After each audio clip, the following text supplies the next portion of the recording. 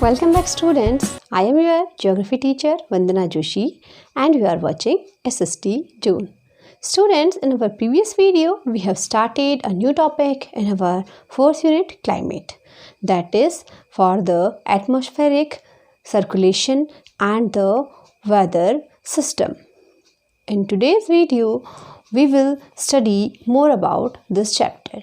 As in previous video we have already studied about the different type of atmospheric pressure and the distribution of the air pressure over the world in the different season. So students, in our today's video we will study few more topics, in which today we will cover a new topic, that is forces which are affecting the velocity and the direction of wind.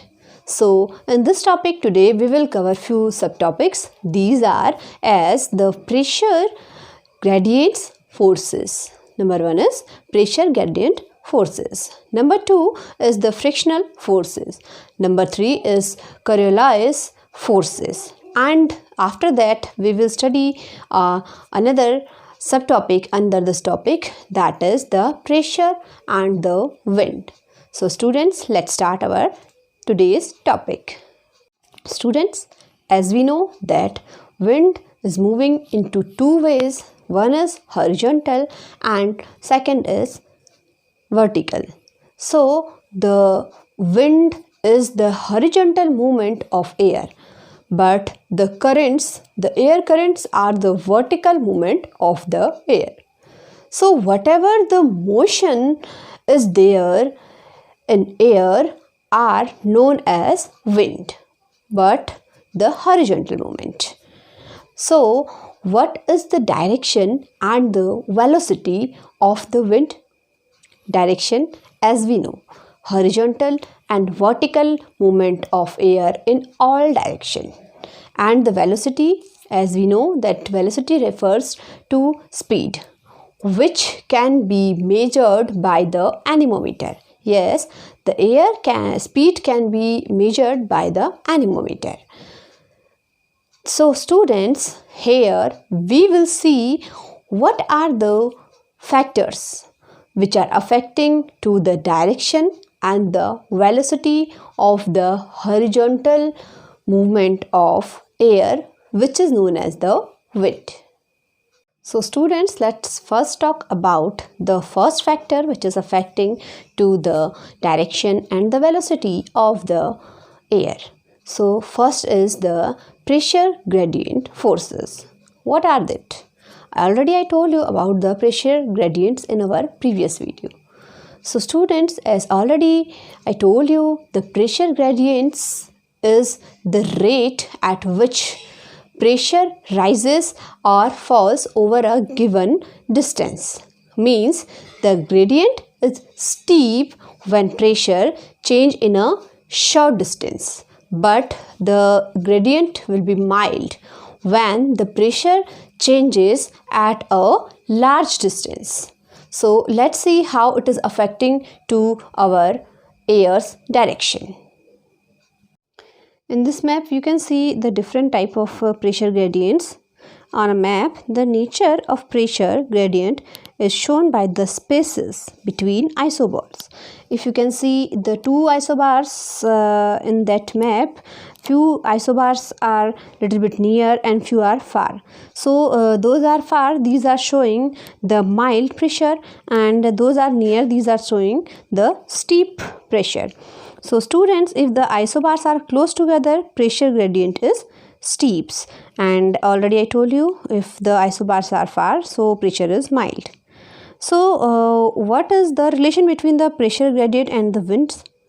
Students, the steep gradient means a great difference between high and low pressure belt. Hence, the winds blow faster from high to low. So the mild gradients on the other hand means mild slopes and the winds are light. Students, second force which is affecting to the direction and the velocity of the air, that is frictional forces. How it is affecting? The frictional force specially affecting to the speed of wind. How? The frictional force is present near the surface. The irregularities of the earth's surface causes friction and obstructs the wind and influence their speed and the direction. Over the sea surface, the frictional is minimum. For more explanation, if you can see in this picture, it is showing the frictional forces in which the moving air enclosed to the surface is influenced by the frictional layer. So here we can see the speed can be reduced by the friction, and it is depend upon the topography of the land. Especially if you will see the land surface is plain and simple, then friction is low. But if the land surface or the topography is little bit different than the sea surface, then the friction can be affect to the speed of the air. Students, the next force, that is very much important force because it depends on a law. Also, it is affecting to the speed as well as the direction of the wind, and that is called the Coriolis force. So how it is affecting? Students, as we know, the earth is rotating on its axis. So the Coriolis force it is affecting to the speed and the direction through the movement of the earth. So let's see how the Coriolis law is affecting to it. Students, most of the wind of the earth generally flow a curved path rather than a straight one. The main cause of the deflection of wind is the rotation of the earth. The earth, on account of its rotation, produced a force which is known as the Coriolis force, which named after the French physicist Coriolis. This force displaces the winds from the direction of wind gradient. Ferrel formulated a law to deduct the direction of winds in the northern and the southern hemisphere, and that law is known as the Ferrel's law, about which we will study in our next video. But in general, according to the Ferrel's law, if we stand with our faces in the direction in which the wind is blowing, the wind will turn towards our right hand in the northern hemisphere and towards our left hand in the southern hemisphere. The Coriolis effect is a real effect dependent on our rotating frame of references. Part of that frame of references involves the direction from which you view the problem. The Coriolis deflection works counterclockwise in the southern hemisphere because the frame of reference is reserved.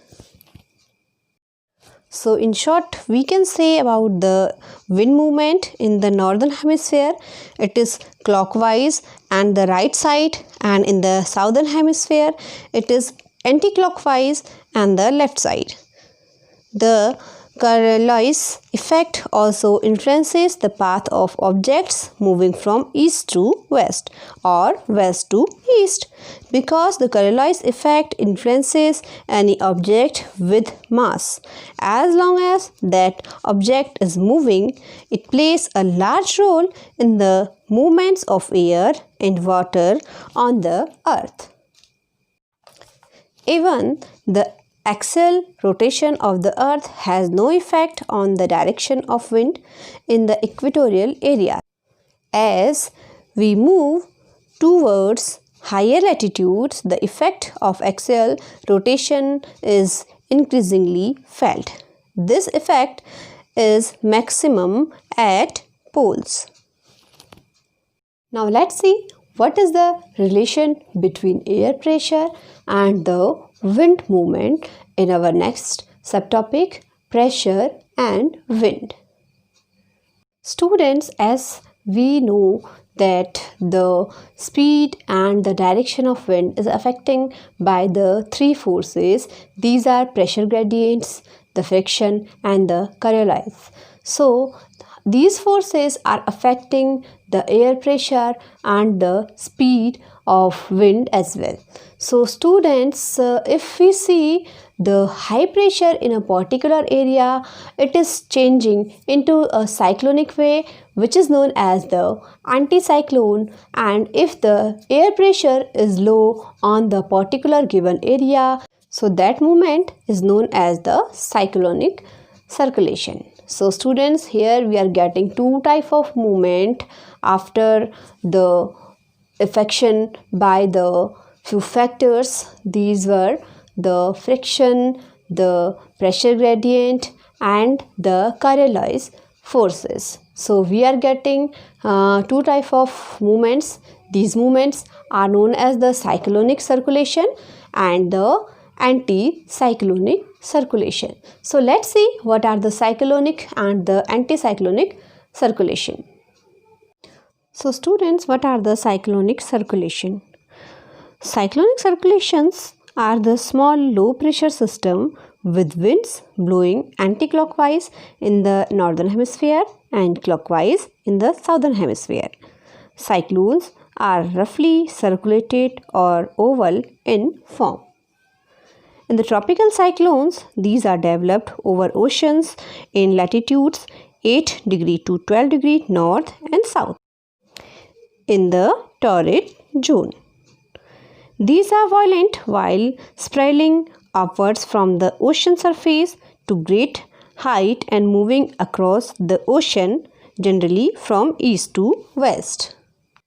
As you can see in this picture, it is of the convergence and the divergence of the wind. Generally, over low pressure area, the air will converge and rise, and over high pressure area, the air will subside from above and diverge at the surface. Convection currents, orographic uplifts and the uplifts along fronts causes the rise of air, which is essential for the formation of cloud and the precipitation. Students, here our today's topic is complete. In our next video, we will study one more topic, that is the general circulation of our atmosphere. So for that, keep watching SST June.